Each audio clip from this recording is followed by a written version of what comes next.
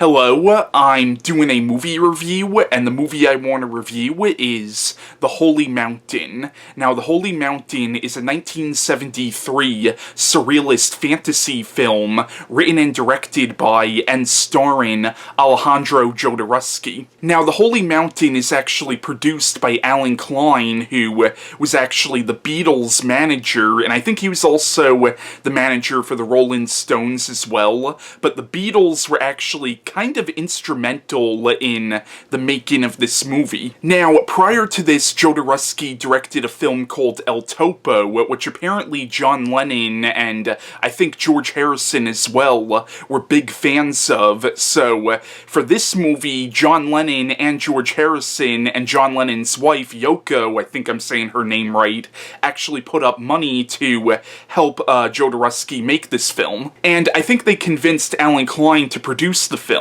Now, I actually heard that at one point George Harrison was actually going to play the main character of this movie, but him and Jodorowsky had a bit of a disagreement, and he didn't want to do a particular scene that Jodorowsky wanted him to do, so he ended up dropping him and replacing him with another actor. However, he did admit in retrospect that it probably was a mistake to drop George Harrison, because had George Harrison been in this film probably would have ended up being a lot more mainstream than it actually was. Now, to say this film is bizarre would really be the understatement of the century. This is a weird freaking movie, but I absolutely love this film. But this is probably the weirdest film I've ever seen in my life. Now, when I first saw David Lynch's Eraserhead, I thought that was the weirdest film I've ever seen.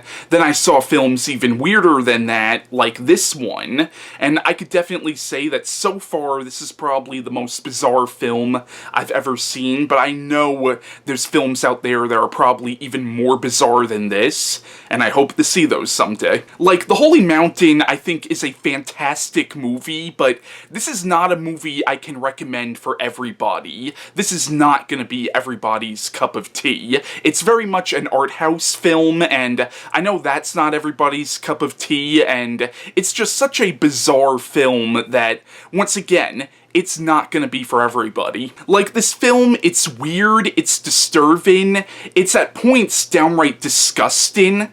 At the same time, though, I actually think this is a very funny movie. There's a lot of humor in this film, and there are scenes in this film of almost Monty Python-esque humor. And also, despite how disgusting some of the stuff in this film is, it's also a very beautiful film as well. The film is beautifully shot, and some of the cinematography in the film is just breathtaking.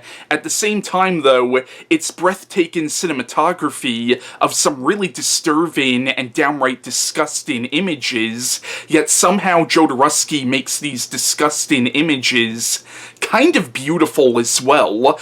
In this film, you see this perfect marriage of ugliness and beauty. And while the film is very funny, it's also very disturbing and very creepy, and actually at points kind of moving as well. Now, in this film, there is a lot of stuff that's left open to the viewer's interpretation, and there's a lot of stuff that you really do kind of have to analyze and kind of make up your own mind exactly what Jodorowsky is trying to say. Now, I'm going to give my own personal analysis of this film, but I don't know if my personal analysis is really going to be the right analysis. But I really feel like this is one of those films where it's what you personally make of it. Now, the plot of The Holy Mountain is it follows this thief who resembles Jesus Christ, or at least the Western interpretation of what Jesus looked like, and eventually he meets this character called the Alchemist, who's actually played by Alejandro Jodorowsky. And the Alchemist takes the thief and 8 other characters on this spiritual journey to something called the Holy Mountain, where they could achieve enlightenment and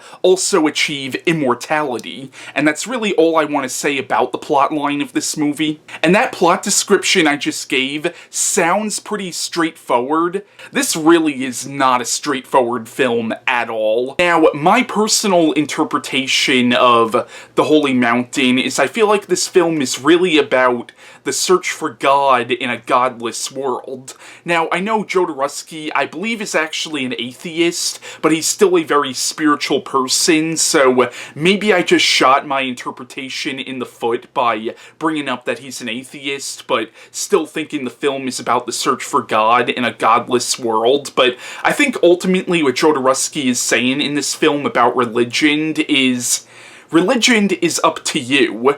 If you choose to believe in God, nobody's going to show you the right way to believe in God, the right way to worship God. Ultimately, it's within you to decide whether or not God exists, and if God does exist, it's within you to decide how you personally worship God.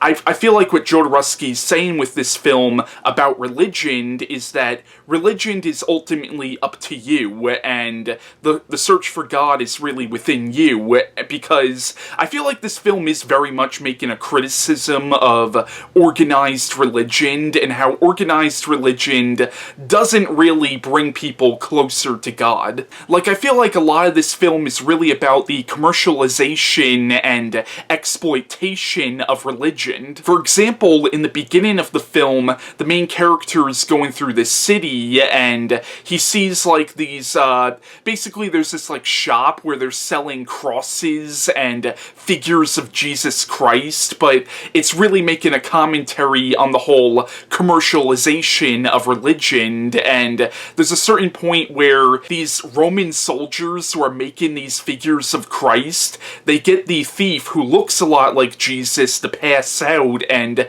then they make, like, basically they make plastered versions of him to resemble Jesus Christ, and there's this really, honestly, pretty creepy scene in the film where he wakes up to see all these different versions of him all over the room, and he just starts screaming because he doesn't like that his image is being used as the figure for Christ. And you could interpret this as, okay, if Jesus really did come back, how do you think he's going to react to how religion has kind of been really kind of commercialized and really kind of exploited? And I feel like that's kind of what Jodorowsky is saying with that scene, because if you look at the thief as representing Christ, in a lot of ways, like, it makes you wonder, okay, if Christ really did come back and he saw how his word was kind of being exploited and how there were people making money off his image and his word, he probably would be pretty freaking pissed. Also, there's a particular scene that takes place in a church where the thief finds this priest pretty much sleeping with this statue of Jesus, and the priest is all pissed off and he's speaking gibberish. And I feel like what my personal interpretation of this scene is that this is kind of trying to say how organized religion has kind of made a mockery of what Christ actually said. Also, it's heavily implied that this priest was actually having intercourse with this statue of Jesus, and that could also be saying, like, how organized religion is almost a rape of the word of Christ. Once again, this is all my personal interpretation. I don't know if this is actually what Jodorowsky was trying to say with these scenes in the film. Also, you could read this film as sort of making a commentary on how the search for God is actually absurd. Because of how absurd the film actually is, you could actually interpret the film as saying that the search for God is absurd because if God really does exist, there's no way that we as humans could even begin to comprehend a being such as God, and all we can really do is make our own personal interpretations, but trying to actually find out what the actual Word of God actually is really is absurd, because we as humans, once again, will never be able to fully understand that. But not only is the film making a commentary on religion, but it's also making a commentary on how certain cultures like to exploit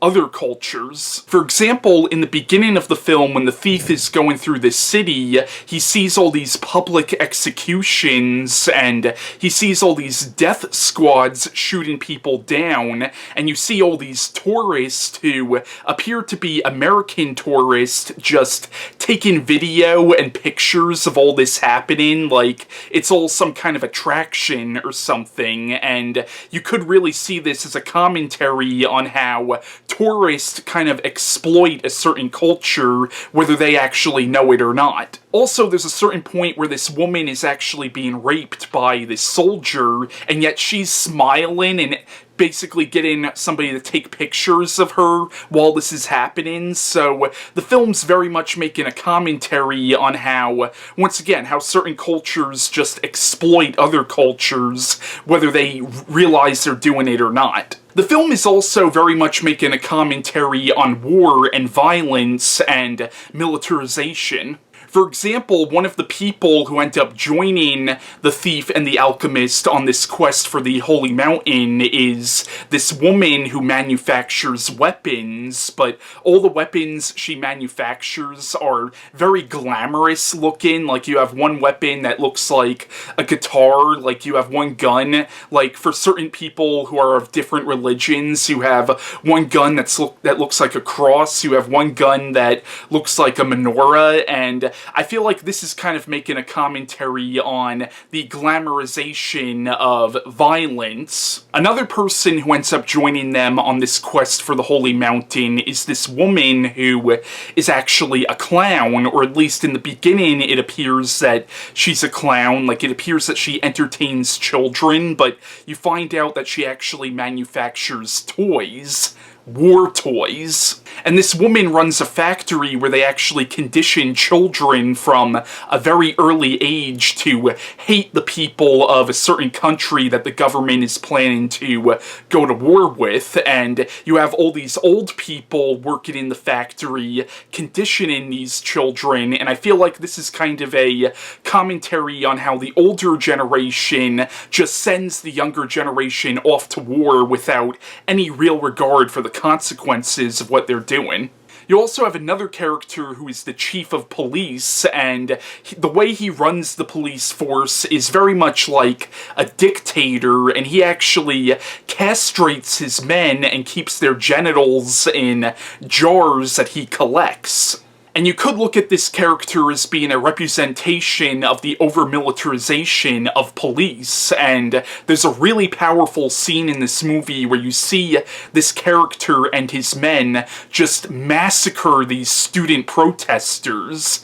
And once again, this film is really saying a lot about militarization and violence and the glamorization of violence. Now, I am skipping over some of the other characters, but let's just say that all these characters who end up joining the thief and the alchemist on this quest for the Holy Mountain are very powerful people, but I think the whole point is that even though they're so powerful, the one thing that they can't escape is death, and that's why they're on this quest for the Holy Mountain, is so they can achieve immortality. But it also kind of makes a commentary on how even the people who seem to have everything are not truly happy. But once again, even though the film is making a lot of serious social commentary about religion and society, it's also a very funny movie as well. There's some really hilarious scenes in this film. Now, my personal favorite scene in this film is the Pantheon bar scene. If you've seen the movie, you know exactly what I'm talking about. That scene is just like freaking, like, drop on the floor hilarious, and in that scene you also get a real interesting critique of the counterculture movement. But the Pantheon bar scene, I think, is just funny as shit. So despite how disturbing the film is, and despite all the serious social commentary, there is a lot of humor in this film. Now, I don't want to give away the ending of this film, but I know there were a lot of people who were really, really pissed off by the ending of this film. I personally loved the ending of this film. Like, the ending of this film, it is kind of a slap in the face, but that's kind of what I loved about it, though. I thought the ending of this movie was absolutely brilliant. So yeah, The Holy Mountain, it's a weird as shit movie. It's disturbing, it's creepy, it's disgusting. At the same time, it's also really funny. Really kind of moving as well, and also very powerful. The film has a lot to say. So that's my review on Alejandro Jodorowsky's The Holy Mountain, and bye.